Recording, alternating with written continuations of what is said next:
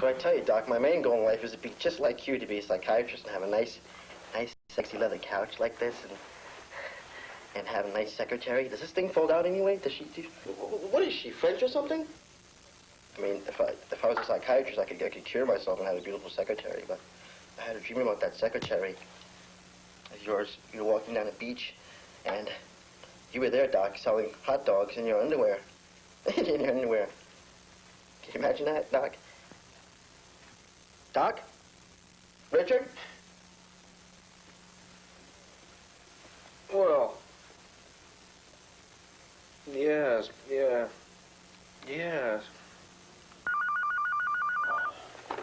Yes, Cindy, what is it? What? Oh, my God, is he all right? Okay, what hospital is he in? Okay, fine. Bring the appointments in. We'll have to cancel the rest of the day, all right?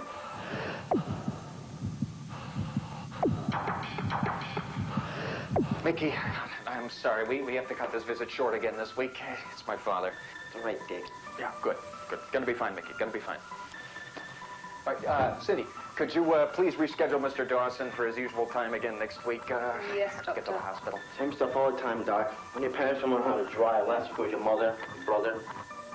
We'll see you next week, Yeah, Mickey. good. Okay, Mickey, thanks. All right, good. Bye. Great. Thank God we got him out of here. I just couldn't deal with that nutcase today. I don't know what is wrong with the guy. I quite like him. Yeah, well, you don't have to listen to his bullshit every week. Babe, you know, your timing was a little off on that last one. Now, do I have to stress to you how important it is that you buzz me at the right time? You know, your primary function here is to help get me out of these situations. Do you think I like being left hanging in here with these rambling lunatics?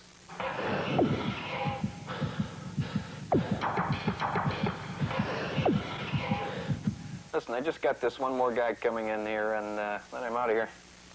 Yeah, he's first-timer, so should be a real quickie. Yeah, I'll listen to his story. I'll tell him what he wants to hear and give him his bill, and bada bing, bada boom, I'll be down at the court giving you a lesson in racquetball. Well, Ma, what are you doing tonight, huh? Not doing no much, huh? Want to come over with me? How old are you? Really? You're that young? No, really? Oops. Is that your father? Is that your father? Should I put you down? Put you down, huh? Okay. I'm just taking it downstairs. Don't worry about it.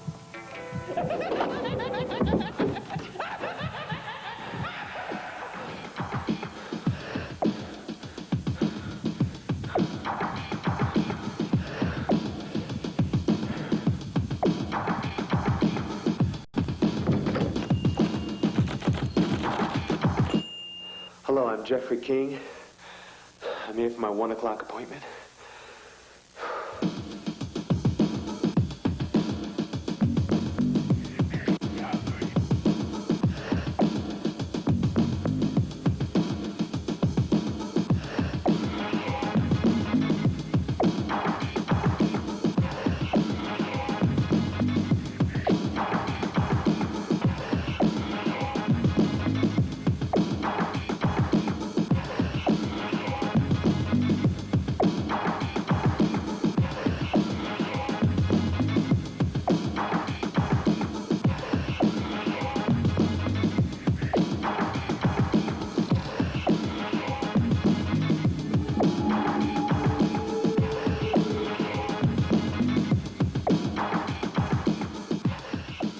Hello. Thanks for seeing me on such short notice. Now, Mr. King, I know that this is the first time you visited me, and I'm guessing that this is the first time you've ever seen a psychiatrist. Am I correct? Yes, sir. Well, I'm sure you must be nervous. It's only natural, so please just try to make yourself as comfortable as possible. You don't mind if I call you Jeff, do you? No, Doctor. And you call me what you like. Richard, Dick, Doc, anything. Okay, Doc. What's wrong, Jeff? Is it too hot in here? Shall I have my secretary turn the heat down? Oh, no, Doc. It's not that. You see, I decided to run up the stairway to your office, and I'm still a little worn out. Ran up 13 flights of stairs? Must be one of these health fitness nuts. I guess you could say that, Doc. Pardon the expression. I really enjoy living. Well, I can't argue with that. Don't we all? Now, Jeff, as the saying goes, time is money, so let's get started, huh? I know this is going to sound unusual, and I don't want you to get the impression that I'm paranoid or crazy. Jeff, I'm not here to judge you. I'm only trying to help. Okay. All right, Doc. Here it goes.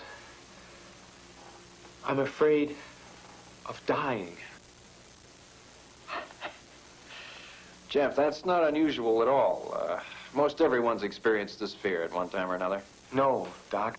I'm worried that I'm going to die today. I'm sorry, Jeff. I'm not sure I understand. This whole thing has to do with a dream that I had 16 years ago today.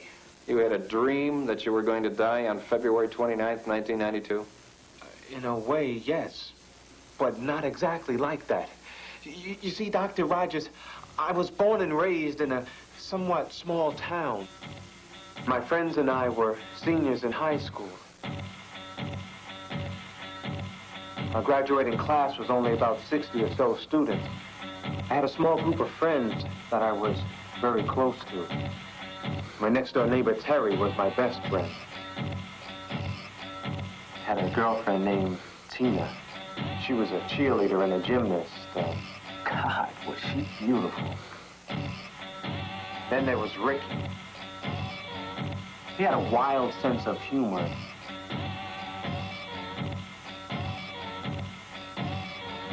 Somehow we all bonded together.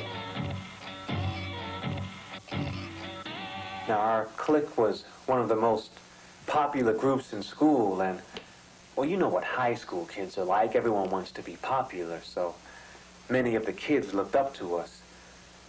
We really thought we were special, and at the time, we felt like we had the right to judge other kids. Are you following me, Doc? Yes, of course. Please, let's continue, Jeff. Well, there was this one boy who moved to our town the summer before I was a senior. His family consisted of an alcoholic, out-of-work father and a senile old grandmother. So, was this boy a friend of yours also? No, Doc. Quite the contrary. His real name was Walter, but we never called him that. Toilet boy, toilet boy, toilet boy. You little slimy devil.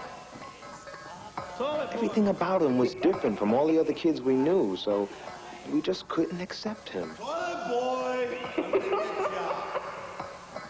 He always wore this voodoo pouch on a string around his neck that he claimed had magical powers.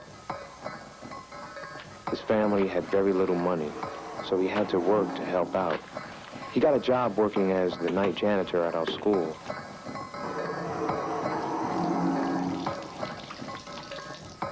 My friends and I never realized how degrading of a job it must have been for him.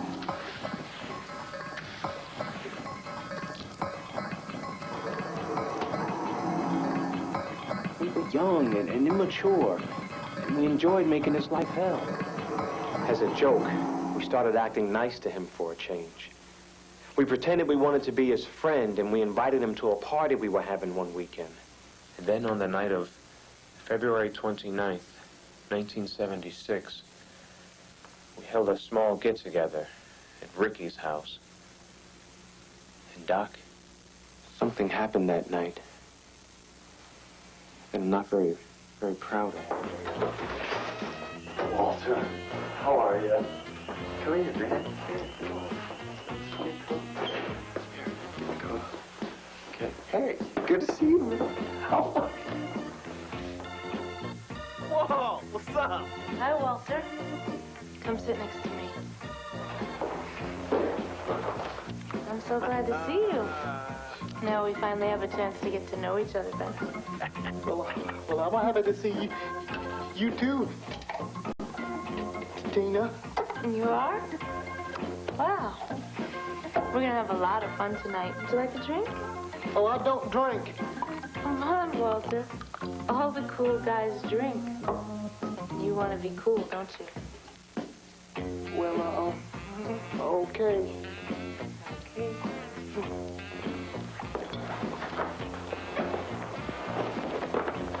Honey, step back right over here. It's the only one who does that. I'm telling you. Come on. Okay. Well, I really appreciate y'all inviting me over to the party. Don't worry about it, Walter. We thought it was about time we stopped teasing you, make you one of our friends. You know, Walter, friends. Okay.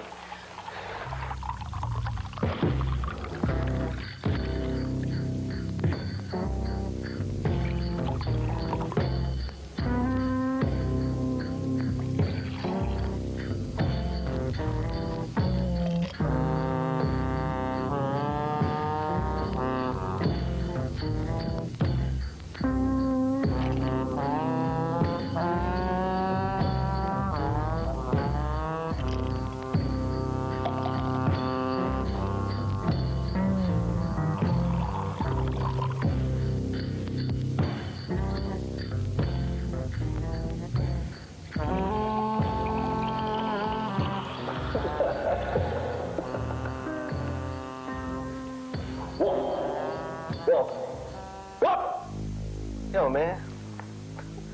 What is that ugly thing you wear around your neck, man? It protects me from evil spirits. You don't really believe in that, do you? Oh, yeah. Yeah. Okay. Okay. Now, suppose someone would just come up and, like, yank that off your neck. What?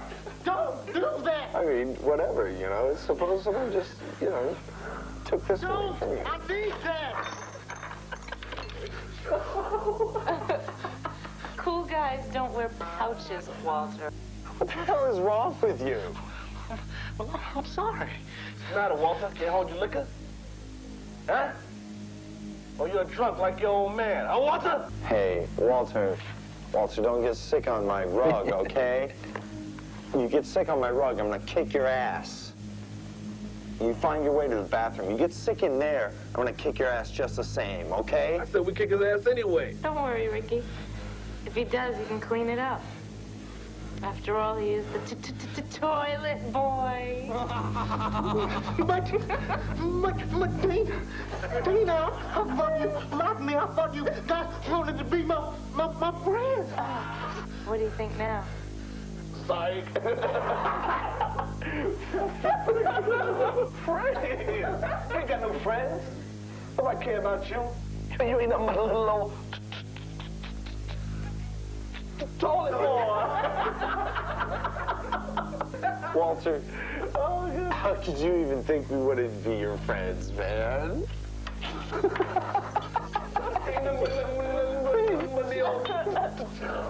Toilet boy.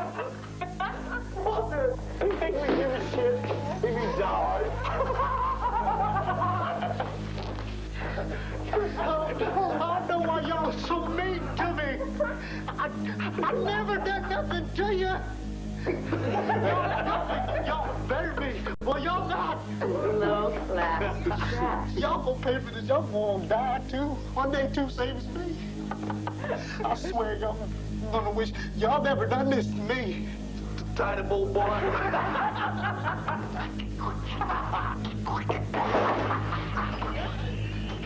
We'll always be better than you. Now that I think about it, we were so cruel. We did all this for our own amusement. I guess we just didn't know any better. Mr. King, Jeff, this is all very sad, but what's your point? I mean, I really don't see any connection between this past experience and your fear of dying today. I was just getting to that, Doctor. That night, after the party, we all went home to bed. What happened next was the strangest experience of my entire life.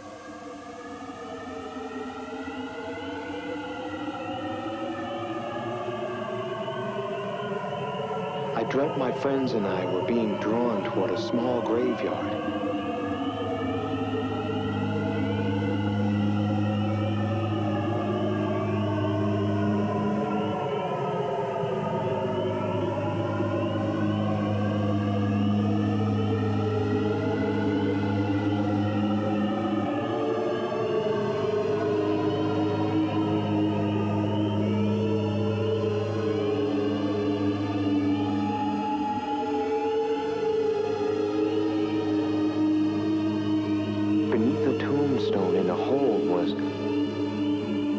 the janitor boy.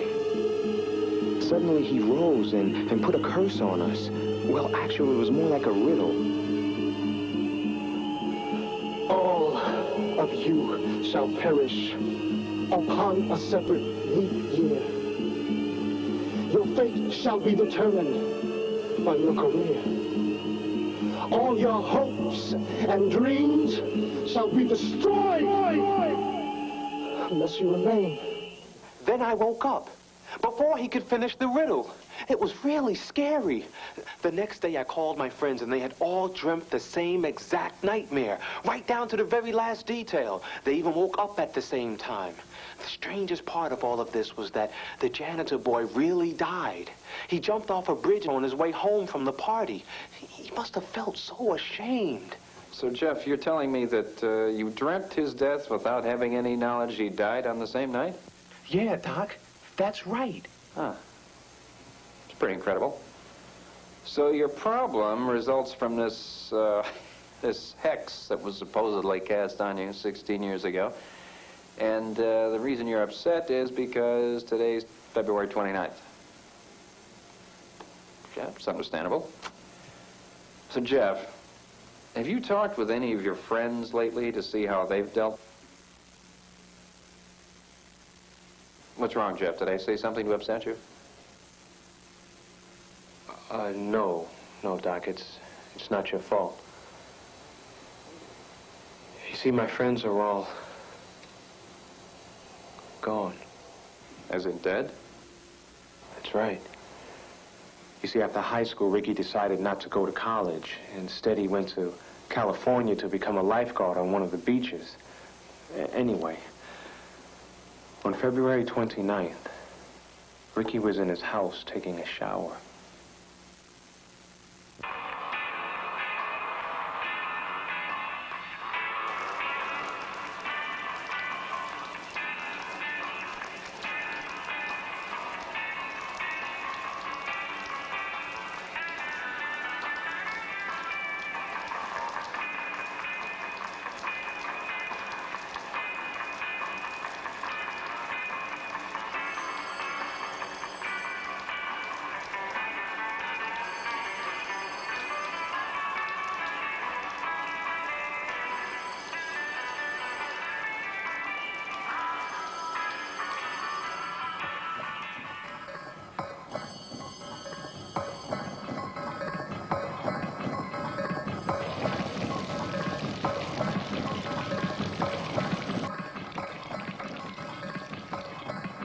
Oh, that's amazing.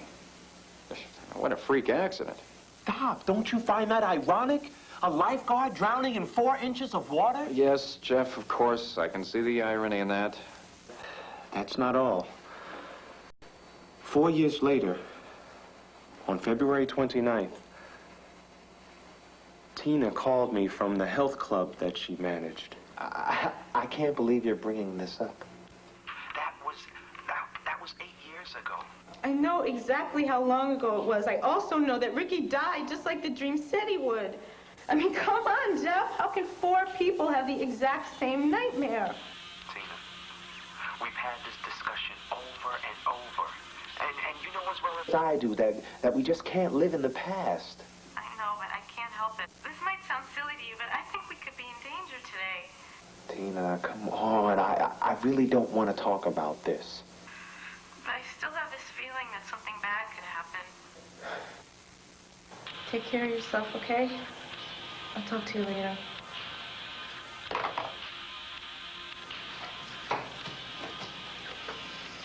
Yo, Tina, you need anything else from me today? No, it's okay. You can go home. Huh? You can go home. I'm locked up. Okay. See you tomorrow. See you.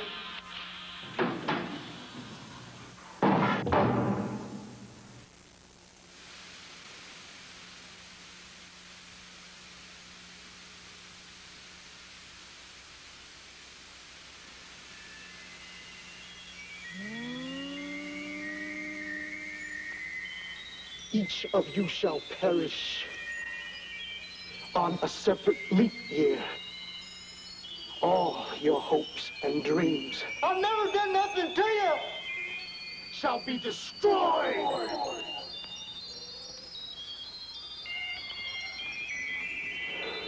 I bless you remain.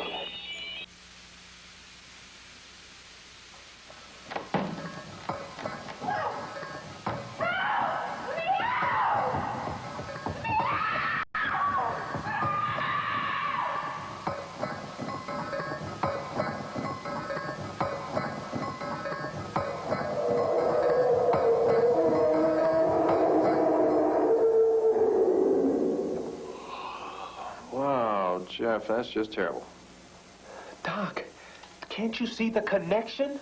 Yes, Jeff, of course, but Even after Ricky died, I still wasn't worried.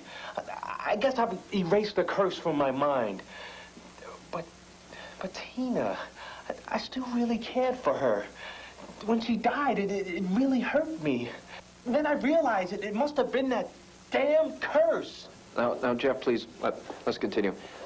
If you can, could you tell me what happened to your other friend? What was his name? Terry. He had actually become a pretty famous chef with his own restaurant. We decided to spend February 29th, 1988, together. Damn good to see you. It is. I really missed you. Yeah, right. Would you miss me or you miss my cooking, huh? Maybe a little bit of both. Because I know your mama can't cook. Oh, come on, man. Now, why you gotta talk about my mom? I'm just kidding. All right, listen, before we start, let's have a toast, all right? Okay. Okay. Here is to the past, the present, and the future. May we learn from our mistakes and prosper. And here's to old friends who are gone but not forgotten. Here, here. Yo, man, let's eat. And that's something I'll never forget, man. I guess so. You know, there is something else from those days that I know I'll never forget. Damn, Jeff, why you gotta start that stuff all over again, man? When you let that curse die? Come on, Terry, I don't think we can just ignore this. How many times do I have to tell you, man, that was all coincidental? Huh? Just one of those things, man. I mean, you just can't walk around, you know, spooked all your life, man. Look how our friends died. It's all just too ironic. Why don't you just let go? You know, I've been thinking about that dream we had, and I think I figured out the last word in the curse. Terry, I think the final word is unemployed. I think the curse means that the only way we can stay alive is if we don't have a job. Now, that's insane, man. That's got to be the most ridiculous thing you've ever said. So what are we supposed to do, huh? Quit our jobs? See, now I know you lost your mind, man. Look, Terry, I'm not trying to tell you how to live your life. I just wanted you to know that if the curse is correct, we are all supposed to die in a manner that has to do with our occupation. Really? So what's supposed to happen to me then? I'm a cook. What do I do? Do I slip and fall into one of my ovens and get baked? Feels like a Pillsbury Doughboy at the end of his contract. Hey, fat boy, get in the oven. Huh? Or do I get like speared in their head, but like a shish kebab skewer, huh? Or better than that, my head gets stuck in a blender, not a little blender, big blender, like a square head, big square blender, right? And it goes on top of my head, and my brains get pureed, right? Terry, I just cannot believe you, man. A guy puts a hex on us, and two of our friends are dead. You know, you're just gonna have to grow up. What, are you choking now? Terry, are you all right? Terry. Somebody help me! Terry's choking! My friend is choking!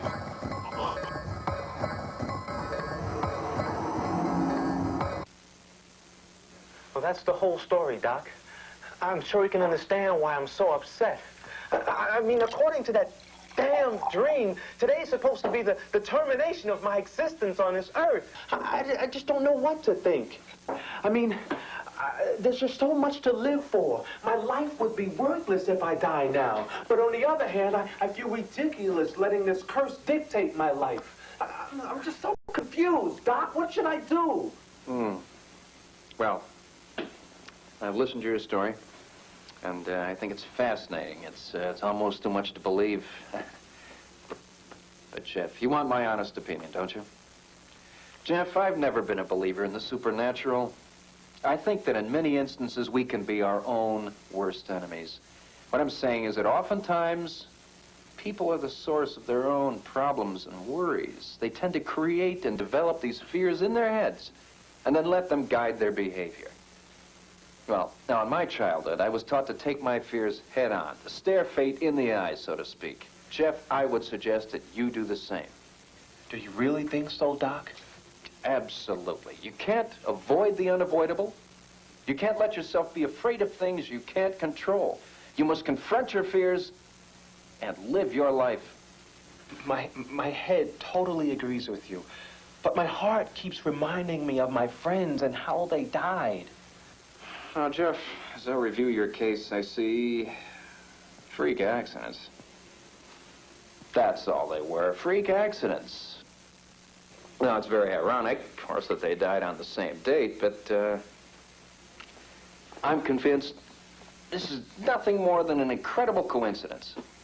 Do you think the fact that they all died in a manner associated with their occupation was also merely a coincidence? Jeff, definitely. Which reminds me, Jeff, you never told me what it is that you do. No. Yes, Cindy, what is it? What? Oh, no, but is he all right? What hospital is he in? All right. All right, Cindy, please cancel the rest of my appointments for the day. All right, thank you. Jeff, I'm sorry. We're going to have to continue this visit sometime next week. There's been a family emergency. I have to get to the hospital. Is it okay if I have Cindy fit you in sometime next week? Doc, I really wasn't planning on having another appointment. Jeff, don't worry. We'll work it out. How about I make next week's appointment for half the normal rate? Okay, Doc, if that's how you want it. Okay, good. Come on, I'll ride down with you. No, that's all right, Doc. You don't have to do that. It's no problem. I'm on my way out. I don't know. You know, this happens 2 or 3 times a year. I have to go to the hospital and help him out. You know, the senses they're starting to go. You know how old people are. You know, it's his eyesight. It just isn't what it used to be. I keep telling him he shouldn't drive when the roads are slippery, but no, he doesn't listen. Just hope the car's all right this time, you know. Yeah. Maybe now he'll listen to me, right? So, Jeff, you never did tell me what line of work you're in. Here's my card. Oh.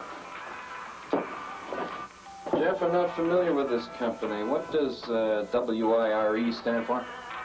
Oh, we install and repair elevators. Oh.